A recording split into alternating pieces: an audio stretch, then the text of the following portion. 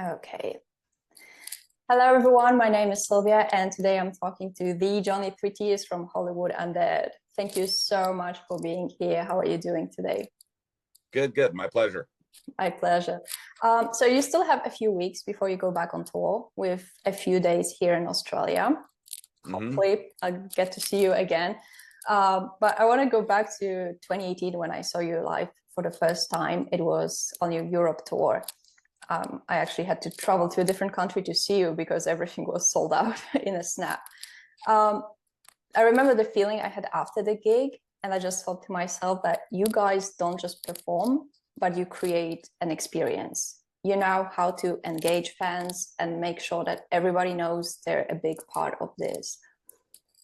So, my question is, does it ever get tiring after doing this for 20 years, sometimes a few times a week, to be this extroverted on stage?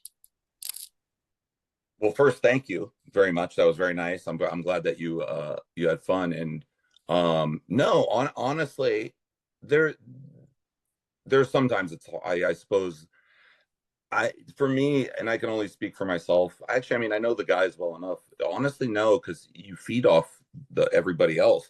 There's certainly times during the day where I'm like, fuck this. But or you're snowing outside or it's 20 degrees and you're stuck somewhere or whatever, and you're like, this blows. I wish I was home or blah blah blah. But once we're on stage, that's what it's all about. And I've never once been up there and been like, I don't like this ever. Okay. And been booed, we've had piss bottles thrown at us, and even then I didn't dislike it.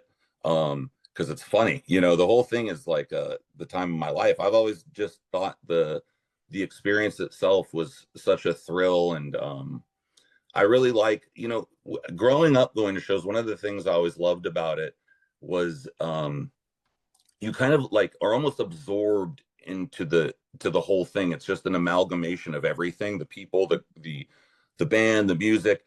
You're like a part of something, and that's what I always like. And even when from my perspective, I feel like I'm a part of a bigger thing than just myself. And so, when you walk away from it and the adrenaline from the whole thing, whether I'm playing or whether I'm watching a show, there's something really special about it to me. So even when we have a bad night, and we have bad nights, it's there's nothing I'd rather do than do that. So no, there's never been a time where I was like, that wasn't worth doing. Was that the plan though in the beginning when you started Hollywood Undead that you would get this big and do it, professionally, basically? No, I mean, we didn't really have a plan, so to speak. I don't know if there, I mean, obviously you're like, I hope that we didn't really, there was a point where I thought we'd get way bigger. Mm.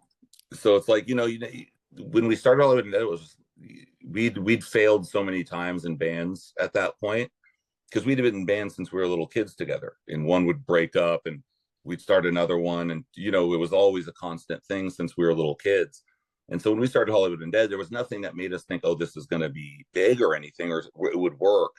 Um, and then, there was a point where like, there was like a label war to sign us, like every major label. And we had Interscope and Elektra. And so we thought we were going to be the biggest band in the world, and we weren't. So it was like, it's like kind of like a roller coaster ride all the time. So no, I didn't think, you know, I never really had expectations one way or the other, I guess.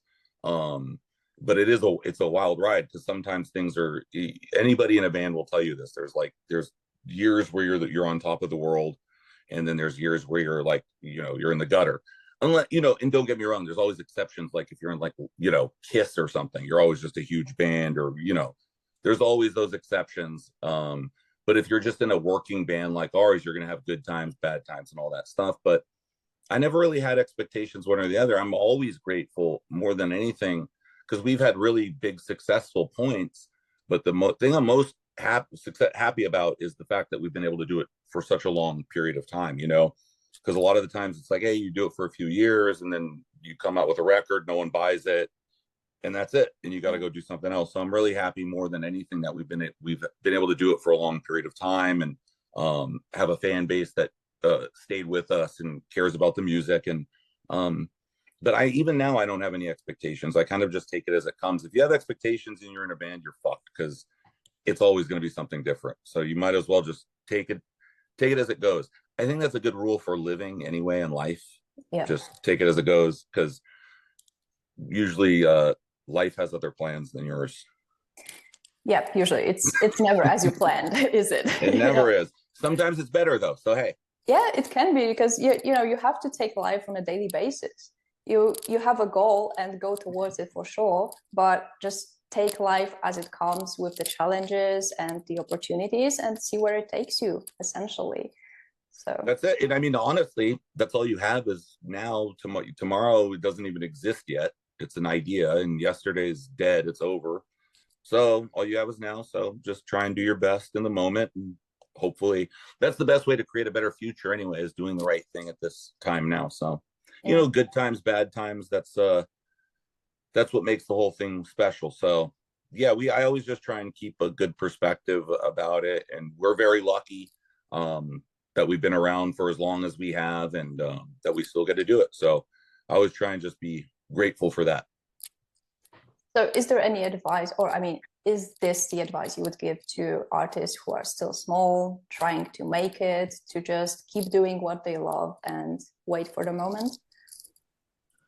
I always, you know, that's the question that kids ask me and I always just tell, because if you're gonna do it because you love doing it. Don't do it because you think you're gonna get rich, or you want to get some girls, or you know, all these other motives that, because I know how people, because I thought that way too. Because you know, sometimes those things happen and sometimes they don't. So at least if you're doing it because you love it, no matter what you're doing, what you love. If you're doing it because you want to get rich and you don't get rich, you're going to be upset you didn't get rich. If you're doing it because you want this, or there's some other motive, or you want to sell 10 million records, or whatever these other things are, materialism, or you want to be famous, and those things, and those don't happen, you're going to be disappointed. But if you really love making music, then no matter how successful you are with it, you'll still be happy because you made music. And you know, being in the music, it's a challenge, because it's like there's one job and there's 1,000 people trying to get it. So you have to be really good, and it takes a lot of hard work and all those things. And anybody can do it, but do it for the right reasons, because you have a much better chance of success in writing good songs if you're just doing it because you love doing music, not because you want, you know, $1 million or whatever stuff people tell themselves. Do you think that social media is making it more difficult? Because at the time when you started, well, there was MySpace and all of that, but now Instagram, TikTok, everything, literally everybody is trying to make it. It's a double. It makes it easier and harder, and it's a dichotomy now, because everyone. So before, when we started, for instance, in order to get big in a band, you pretty much had to have like a major label deal. In order to have access to major publications, you had to, you know, there was, you know, you had Rolling Stone, Blender, Spin, and once you had that, you were good.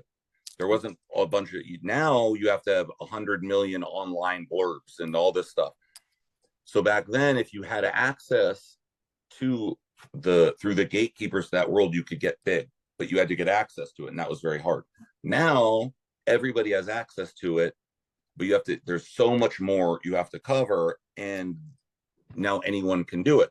So I can make a song right now and upload it on the internet and put it out. Whereas before, there was quality control, or like, in order to put an album out, someone had to say, okay, this is not that means it's good or bad, but there was far less music being put out. The other thing is, it used to cost a lot of money to make music back in the day, because you'd have the equipment. You can make music in your bedroom now. I do it all the time, and it's free, you know, and you can make it sound pretty good. Recording in the wardrobe. Yeah, seriously. I record vocals in this corner. I have my, you know, it's easy. So anybody can do it, but that means there's so much more music. So it's easier because anybody could put it out there, but now the marketplace has 1,000 songs where there used to be 2.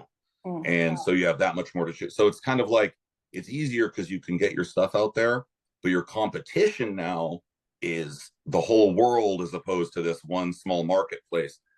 So it's fucking crazy. Like, if I was coming out with music today and someone said, I remember it. So I put out a solo album like 3 years ago, and it was just an acoustic record. And I didn't really, it was more just for artistic reasons. And I was talking to my label, and they're like, well, what are you going to do to promote it? What do you want to do? I was like, I don't know.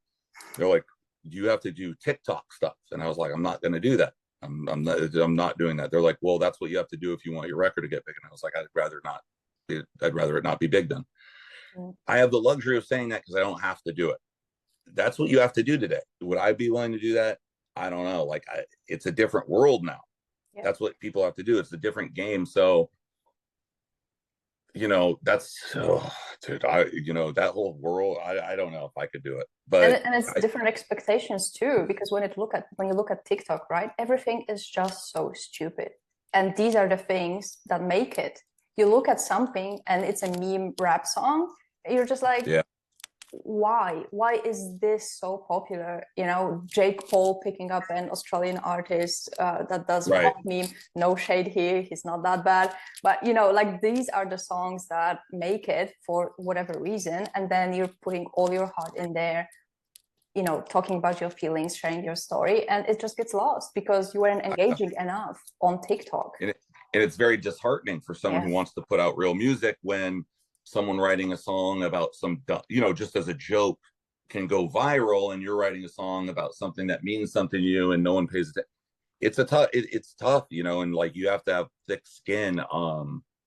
But yeah, the whole world, and like, what in music, in art in general, what's rewarded now, I don't understand, because stupidity is often rewarded over merit. And like, I'm not saying that, like, these things don't have a place really, but now a lot of the good stuff gets lost in a sea of just idiocy. And I think it's unfortunate for a lot of artists who like really want to make something special, but they don't have a place to put it anymore. And it's hard. But I would say, the best thing you could do if you want to like is go play. That's the best thing you could do, is go anywhere anybody will listen to you. Sit on a street corner, play an acoustic guitar and sing, because at least then because no one else can do that. Some guy with a jokey viral song or whatever, blah, blah, blah. Not that stuff doesn't, because there's viral songs that are funny that I think are hilarious, but that's a different world. So, go to a coffee shop and play your acoustic songs and stuff, like, do what you can. But like I said, do it because you love it, because I don't know, how this whole thing works. And obviously Hollywood Undead and stuff has a TikTok page, and we'll do stuff for it.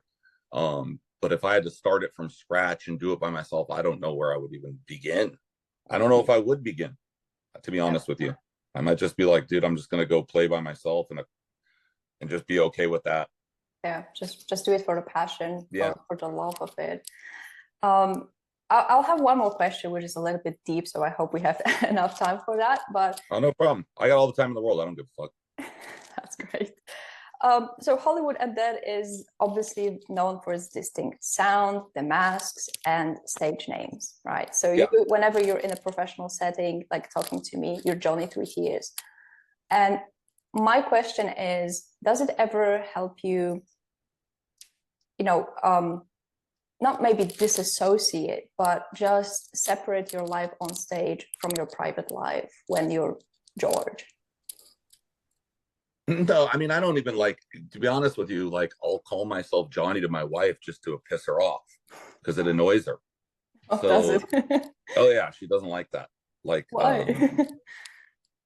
Because she thinks I'm being cocky or something. Like, it's just to irritate her. No, it doesn't bother me.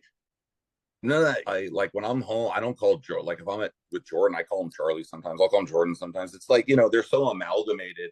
It's not like I look at it as like different people and stuff like that or anything like that. And I've never felt like I'll tell you what, it is different. Like, being in a band and what you have to do on the road and being on the road and stuff like that is a lot different than being home now, because I'm married and I have 3 kids and stuff.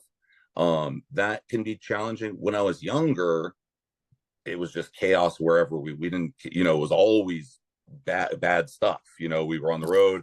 We all lived together when we were home too. So it was just like constant insanity. We record, we'd go on tour. I remember this. We'd be fighting and shit on the bus. and then we get off the bus and go to our apartment where we live together. It was bad, you know what I mean? Yeah, yeah. But we were all like, we were young, we didn't care, you know, we were all doing drugs 90% of the day and drinking all the time, and you know, so all that stuff. So it was a different world than now. And so now, you know, you have to be more responsible, and being in a band and doing that stuff, you have to, like, if you want to continue to do it, you have to change to some degree to survive. Because if I did what I did then, I'd be dead. There's no way I could live, I don't think. Or I would have a hard time. So you know, you definitely have to put like a gap between one and the other, and try and, you know, be smart about it.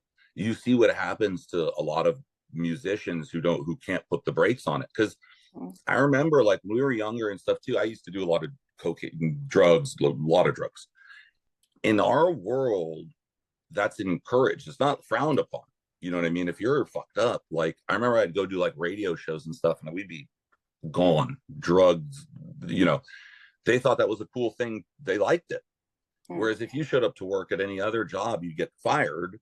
We can go to work high out of our brains, and it's okay. Yeah. So when you don't have, and you're young especially, no one's telling you not to do this stuff. Not only are they not telling you not to do this stuff, it's okay. It's encouraged, you know.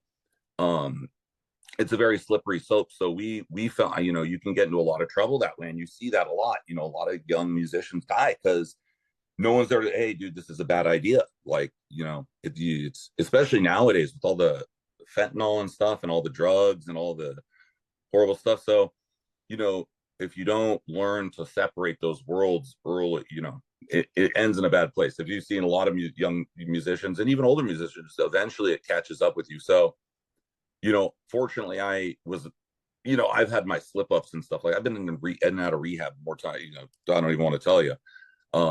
But yeah, you if you want to be in a band, you want to be in a band as you get older. You have to learn to separate those things, and you know, that's a part of the process too, though. You can't do it long term and think you're going to live forever if you do that. You know. Yeah, especially when you have family, right? Like now. I'm responsible to them. If I didn't have family, then yeah, why not? It's like, who cares? But you know, that's not fair to them. Well, I'm glad you have a family then. yeah. No, yeah. I mean, I used to say, dude, if I didn't have my first daughter, I probably would, because I didn't care. You know, it was like, who cares? You know, I didn't care one way or the other. But then you're like, okay, well, you know, kids are good in that sense, because they make you you're not number one on the list anymore. Now I'm like number 5. So, you know, you have to put everything before yourself, and, oh, I can't do that because this, I can't do that because this. So in a lot of places, for people like me, it's very good, because yeah, if I was number 1, you know, I would do weird, crazy stuff. Yeah, it's never good. No, not good. Thank you, Jody. I wish I could talk longer, but unfortunately my time is up. So my pleasure. Thank you so much. I hope to see you in Australia when you come to Sydney. Yeah, I hope to see you too. We'll see how that goes, but whether I'm there or not, enjoy your time here, enjoy the gigs. I'm sure everybody will love you. Most of my friends do, so they're keen to see you. Well, I'm gonna remember your face, so if we run into each other, I'll wear the hat. Yeah, the UFC hat. I'll remember that. Yeah, it will be probably the only one. So yeah, there's that. Okay, well, thank you. Bye-bye. Bye. Nice talking to you. Nice talking. Bye.